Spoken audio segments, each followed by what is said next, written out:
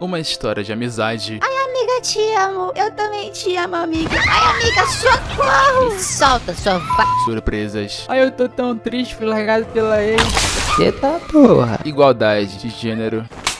Keep up, motherfucker! E desrespeito total à lei da gravidade. Esse é o resumo perfeito de High School of the Dead, um anime de zumbis, ódio e Baba Bowie. É um dia comum, um jovem estudante chamado Takashi está meio deprimido porque sua paixão de infância, a Rei, que uma vez prometeu casar-se com ele, ficou distante, embora eles se vejam todos os dias. Mas é como se ela estivesse muito longe por algum motivo. E talvez esse motivo seja outro macho, né? Ela também foi reprovada em um ano e é por isso que eles não estão mais na mesma sala.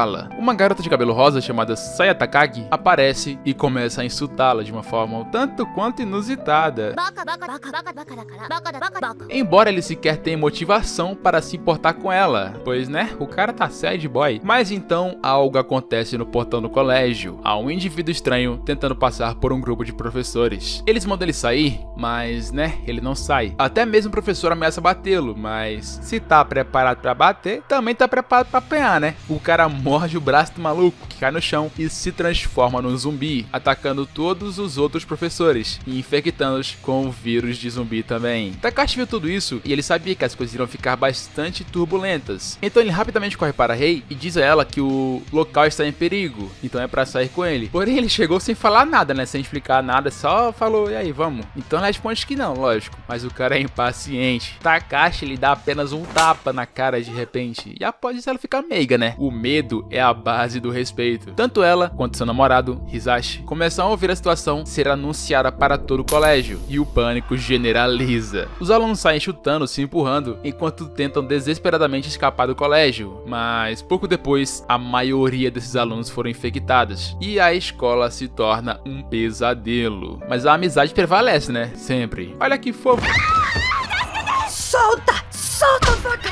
Takashi, Rei e Hisashi chegam ao telhado e de lá eles observam a calamidade que sua cidade se transformou. As forças especiais também são vistas voando à distância, ou seja, a situação está um completo caos. Mas pouco antes disso, eles foram confrontados por um zumbi que, na tentativa de salvar Rei, Hisashi acaba sendo mordido, mas felizmente Takashi detona o zumbi. Mais tarde, Hisashi começa a se sentir mal e pede a Takashi para matá-lo, pois prefere morrer como um humano do que como um zumbi. Rei tenta evitar que Takashi o mate, porém Takashi já queria o lugar dele de namorado da Rei faz tempo, né? Então quando ele se transforma, Takashi o finaliza antes de que pudesse machucar Rei. Porém, apesar de tudo, dele ser talarico e tal, Hisashi era o seu melhor amigo, então acabou sendo muito doloroso pra ele. Rei o culpa e chora, mas eventualmente pede desculpas e pede a Takashi para ficar com ela. E foi neste dia que Takashi abraçou a garota que ele amava pela primeira vez. Aquela garota de cabelo rosa, chamada Saya, se junta a um amigo de Takashi, o Hirano, enquanto eles fogem desesperadamente dos zumbis. Mas sempre que Hirano sugere alguma ideia, Saya imediatamente reprova, dizendo que ele é muito estúpido. Rei consegue falar com seu pai usando o telefone de Takashi, mas eles informam que o caos está generalizado na cidade e o vírus já tomou conta de todos os lugares. Então ele diz para eles saírem de lá, e aí os dois começam a voltar para a enfermaria. A gostosíssima, burra e enfermeira da escola chamada Shizuka é salva pela belíssima e silenciosa Saiko. Ela é a presidente do clube de Kendo, que pra quem não sabe, Kendo é uma arte marcial japonesa, onde se é usado espadas para derrotar inimigos. Resumindo, Saiko é muito forte e portanto pode lidar com todos esses zumbis sem problemas. Mas enquanto isso, Takashi e Rei criaram um plano que envolve o uso da mangueira d'água para afastar os zumbis. O plano acaba dando certo e eles escapam no telhado. No caminho, Rei pergunta a eles sobre seu próximo destino e Takashi responde que eles irão voltar para suas casas para saber se suas famílias estão bem e, claro, ajudar os outros que encontrarem pelo caminho. A parte de chegar até suas famílias é especialmente importante no caso de Takashi, porque sua mãe é professora primária, então ela provavelmente está numa situação semelhante a eles agora. Enquanto isso, Saya e Hirano estão usando as coisas que encontraram na oficina para fugir dos zumbis. E então Saya percebe algo crucial, que os zumbis só respondem ao som e não podem ver. Já Saeko e Shizuka, elas vão pegar as chaves do carro na sala dos professores, mas alguém já estava tava por lá, e era o Hirano bagaçando os zumbis com sua pistola improvisada da Shopee. Porém, logo acaba o pente, né? E Saya se vê em apuros, tendo que usar uma broca como arma. Nesse momento, todos ouvem os gritos dela e correm para salvá-la, onde todos acabam se encontrando. Depois disso, todos os 6 pensam numa maneira de escapar. Eles vão pegar o ônibus e fugir da escola, e seu próximo objetivo é ter certeza que as famílias estão bem e depois ficarem seguros no abrigo. Embora certamente eles ficam preocupados, pois percebem que a epidemia de zumbis se espalhou por todo o mundo rapidamente. De qualquer forma, eles logo se deparam com outro grupo de sobreviventes e os deixam se juntar. E é aqui que Takashi tenta testar a hipótese de Saya, de que os zumbis só têm audição. Então ele corajosamente caminha no meio de uma manada de zumbis, enquanto faz pouco ou quase nenhum som. E acontece que Saya estava certa, os zumbis só respondem ao som. Todos então vêm devagar e calmamente, porém um imbecil acaba acertando sua arma num canto ali, fazendo barulho muito alto, e de repente todos os zumbis vêm correndo. E claro, eles lutam, né, mas há alguns sacrifícios. Mas eles sobrevivem e encontram outro grupo de sobreviventes. Este está sendo liderado por um professor chamado Shido. Rei tem um mau pressentimento sobre isso e não quer que ele se junte, mas todos eles se reúnem de qualquer maneira e finalmente chegam no ônibus. Aqui ocorre uma briga e o professor Shido propõe que eles nomeiem um líder, mais precisamente o próprio professor, né? Os alunos que o seguem o apontam como líder e Rei não gosta muito disso e decide sair do ônibus. Takashi imediatamente segue atrás dela, mas de repente um ônibus cheio de zumbis vem colidindo entre eles e o ônibus, separando assim ambos. Takashi propõe aos outros 4 que os dois vão se encontrar mais tarde e que devem seguir em frente. Os dois fogem da explosão e saqueiam uma moto de um zumbi para fugir do local. Enquanto ele dirige a moto, Takashi se lembra de como tudo isso começou e eventualmente eles se deparam com um carro da polícia e pegam uma arma e munição. Logo depois, param em um posto de gasolina para poder reabastecer o tanque. Takashi deixa Rei por alguns momentos sozinha para poder operar o posto, já que é manual, né? Até que ele ouve ela gritando e imediatamente corre de volta. A Rei tinha sido feita de refém por um sobrevivente que começa a zombar de Takashi, porém ninguém tem sangue de barata, né? Então Takashi saca sua arma e atira no braço do esquisito. E quando Rei vai finalizá-lo, Takashi a impede, dizendo que eles têm que ir agora, pois os zumbis chegarão em breve ali e eles cuidarão desse mundo. No dia seguinte, a dupla continua avançando enquanto Takashi reflete sobre como ele mudou, mesmo tendo passado apenas alguns dias desde o surto de zumbis. Ele já se tornou a causa da morte de alguém, se bem que ele merecia, né? Convenhamos. E em algum lugar longe dali, há uma sniper excepcional chamada Rika Minami, no aeroporto de Kansai, que tem atirado em zumbis de todos os lados. Ela e seus companheiros estão ajudando os civis a evacuar de volta para o ônibus, e logo após, diz que em breve irá visitar uma amiga na cidade. Já no ônibus, o professor estranho começa a falar um monte de coisa, né? Que não deve fazer isso e aquilo, e a galera já tá de saco cheio, indo meter o pé. Porém, o professor não quer deixar a professora aí, quer dizer, não queria, né? Pois o Hirano saca sua arma da Shopee e solta toda sua raiva reprimida pelo professor. E então todos os 4 saem e seguem para uma ponte, porém são encurralados por zumbis. Mas é aí que Takashi e Rei vêm em direção a eles e os ajudam com a situação. E aqui descobrimos que Takashi é o Toretto das motos, né? O maluco é insano. E agora os 6 estão finalmente juntos novamente, mas precisam de um abrigo para passar a noite. Shizuko menciona no apartamento de sua amiga Rika. Eles chegam lá e parece que sua amiga deixou um carro estacionado lá de fora. Ainda há alguns zumbis à espreita ao redor do prédio, então eles cuidam deles antes de ficar no abrigo para a noite. E finalmente fica um pouco tranquilo, né? E aí eles ligam a TV para ver a situação e ouvem sobre um conflito entre a polícia e um grupo de tolos que acreditam que essa epidemia é uma conspiração construída pelo governo americano e japonês. Eles veem que a situação está cada vez mais caótica e sem esperança e acabam desligando a TV. Então, enquanto as garotas estão no banho se divertindo mais do que tomando banho, né? Takashi Hirano começou a analisar algumas armas que estão por ali, mas é quando a Shizuka bêbada, vestindo nada além de uma toalha em seu corpo, começa a provocar tanto Takashi quanto Hirano. Mas não é só ela, né? Todas as garotas parecem bastante atraentes. Rei e Takashi acabam discutindo, mas eventualmente o clima foi ficando quente e até eles dão um beijo. O que os impediu de ir além foi o latido de um cachorro que atraiu mais uma horda de zumbis. Eles olham pela varanda enquanto as pessoas continuam a ser infectadas. Fica complicado, pois Saeko diz que não podem usar os rifles, pois pode fazer ainda mais barulho. E isso é totalmente deprimente, né? Porque é apenas um pai e sua filha tentando encontrar abrigo. Ele bate na porta de alguém e pede desesperadamente que pelo menos deixe sua filha entrar, a Alice. E depois de ameaçar destruir a porta, eles finalmente abriram a porta, apenas para esfaqueá-la no peito. e deixá-lo do lado de fora para morrer.